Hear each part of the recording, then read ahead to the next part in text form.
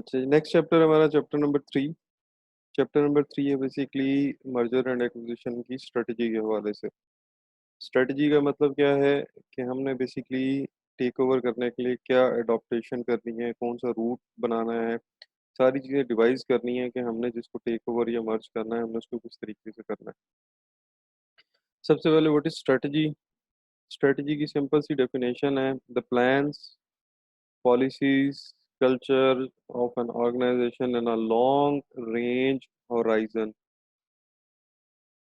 Long range horizon को हम अगर डिफाइन करें तो कंपनीज का कुछ विजन होता है, कुछ मिशन होता है, तो विजन तक पहुंचने के लिए डिफरेंट छोटे छोटे ऑब्जेक्टिव्स रखे जाते हैं। उन ऑब्जेक्टिव्स के हवाले से स्ट्रेटजीज डिवाइस की जाती हैं। और स्ट्रेटजीज कभी भी स्टैटिक नहीं होती कि अगर आपने एक वर्ड ऑफ माउथ बोल दिया है कि हमने इस तरीके से अपने गोल तक पहुंचना है और ये चेंज नहीं हो सकता, तो दैट मीन्स ये स्ट्रेटजी स्टैटिक है। और स्टैटिक स्ट्रेटजीज का इशू ये होता है कि अगर आप उसके अंदर किसी किस्म के जो इन्वायरमेंटल फैक्टर्स हैं उसके मुताबिक उसको बाय द टाइम एडजस्ट ना करें, तो आपका गोल की तरफ पहुंचना मुश्किल हो जाता है। तो नेचर ऑफ स्ट्रेटजी अगर हम एक्विजिशन और मर्जर में अगर कहें, तो हमारी स्ट्रेटजी स्टैटिक नहीं हो सकती। स्ट्रेटजी स्टैटिक क्यों नहीं हो सकती? क्योंकि अगर स्ट्रेटजी स्टैटिक होगी तो निगोशिएशन पावर ख़त्म हो जाएगी।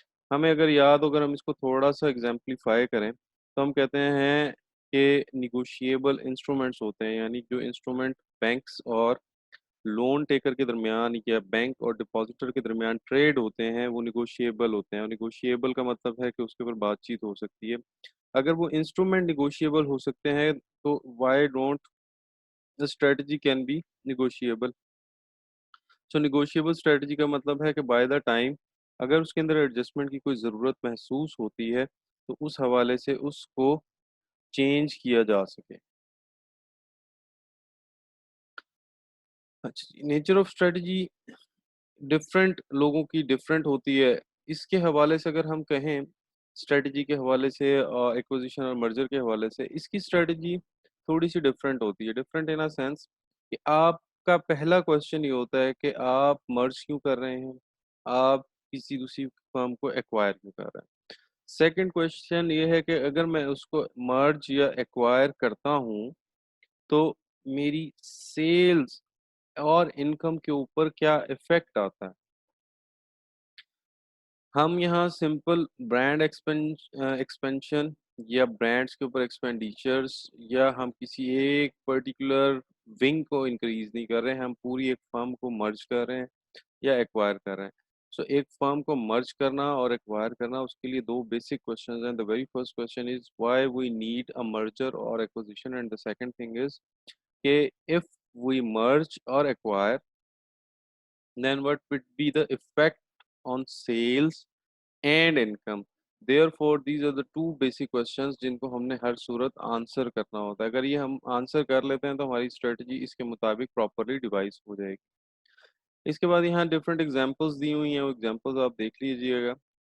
इफेक्टिव स्ट्रेटजीज, इफेक्टिव स्ट्रेटजीज वही होती हैं जो कि बेसिकली आपको रिटर्न जनरेट करके देती हैं। जैसे कि अगर हम यहाँ, इन्होंने अमेजोन की एग्जांपल दी हुई है, ठीक है। अमेजोन की एग्जांपल यहाँ जो इन्होंने दी हुई है, that is about e commerce. Amazon is the very first company जिसने ई कॉमर्स का की ऑप्शन दी थी, जिसने ई कॉमर्स को अल्टीमेट वो बताया था कि ये हमारा अल्टीमेट गोल है कि हम ई कॉमर्स के थ्रू बिजनेस को ट्रैवल करवाएंगे। अमेज़न ने जो लेटेस्ट उसके बाद काम किया, that was Amazon cloud. Amazon cloud के अंदर वेयर हाउसिंग ऐड कर दी। जितने भी वेंडर्स हैं वो अमेज़न के वेयर हाउसिंग में चीज़ें पहुंचा देंगे। Next it's up to Amazon कि वो अमेज़न के थ्रू फिर डिसबर्स होंगी। उसमें आपने कुछ भी नहीं करना, just you need to do is manufacturing. Manufacturing के करने के बाद आप उसको अमेज़न के वेयर हाउस तक पहुंचा दें, ऐड पुट अप कर दें अमेज़न अकाउंट्स के थ्रू। उसके बाद अमेज़न जाने और उसकी डिलीवरी जाने, आपने उसका अंदर कुछ नहीं करना। यानी कि आप ये देखें कि आपके पास सिर्फ एक कॉस्ट रह जाती है मैन्युफैक्चरिंग की, लेटर ऑन वेयर हाउसिंग की कॉस्ट, डिलीवरी की कॉस्ट और मार्केटिंग की कॉस्ट, सारी कॉस्ट बेसिकली अमेज़न वेयर अप कर रहा है। ये अब अमेज़न की फ्यूचर स्ट्रेटजी थी जो इन्होंने ई कॉमर्स से स्टार्ट की थी। Amazon was started as an e commerce business, ठीक है, ऑनलाइन बिजनेस स्टार्ट किया था। और लेटर ऑन इन्होंने कहाँ तक इसको ले गए हैं कि ई क्लाउडिंग तक आ गई ये बात। सिमिलरली इसकी दूसरी एग्जांपल हम यहाँ ले सकते हैं, जैसे अलीबाबा है। अलीबाबा ये अली जो है बेसिकली एक ऑनलाइन फर्म है जहां आप बल्क के अंदर चीज़ों को बेच सकते हैं। वहां आपको सप्लायर्स भी मिलते हैं, वेंडर्स भी मिलते हैं, आप खुद भी सप्लायर बन सकते हैं। वो चीज़ों को लेते हैं, उसके बाद डिलीवर करवा देते हैं। आपकी सारी ट्रांजैक्शंस ई कॉमर्स या ऑनलाइन होती हैं। उन्होंने इसके अगेंस्ट काफ़ी स्ट्रेटजीज डिवाइस की हैं और वो बाय द टाइम इसको एक्सपोज भी करते रहते हैं कि हमने इस चीज़ को कैसे की है।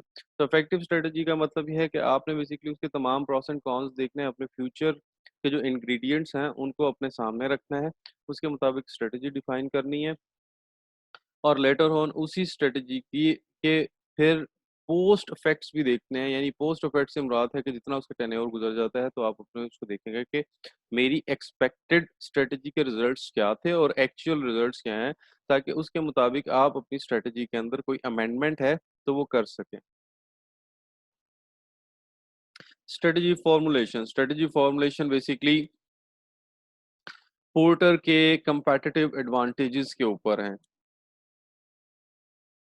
ये यहाँ जैसे मैं हाईलाइट कर रहा हूँ, पोर्टर के कंपेटिटिव एडवांटेज, पोर्टर ने जो कंपेटिटिव एडवांटेजेस बताए हैं, ये ज़्यादातर मार्केटिंग वाले लोगों को पता है कि पोर्टर के क्या इफेक्ट्स हैं और क्या उसके कंपेटिटिव एडवांटेजेस पॉइंट्स हैं। लेकिन पोर्टर के जो पॉइंट्स हैं उनको आप स्ट्रेटजी फॉर्मुलेशन के अंदर लिख सकते हैं। ठीक है, 187 इसके टोटल चेकलिस्ट हैं जिनको आपने आंसर करना होता है और उसके मुताबिक प्रॉपर स्ट्रेटजी डिफाइन करनी होती है।